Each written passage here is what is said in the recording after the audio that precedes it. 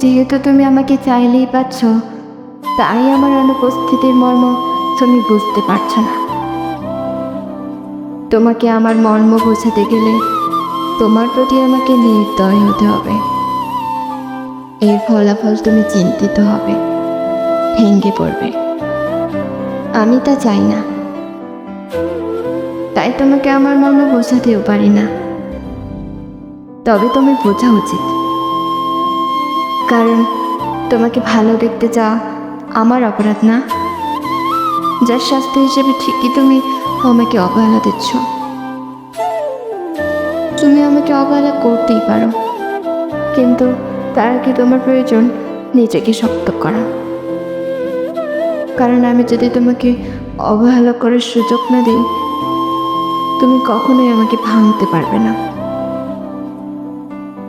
তবে আমি অবহেলা ফিরিয়ে দিলে তুমি আশ্চর্য রকম ব্যথিত হবে। তোমাকেও কেউ অবহেলা করতে পারে, এটা তুমি মেনে নিতে পারবে না, কারণ তুমি অভ্যস্ত না।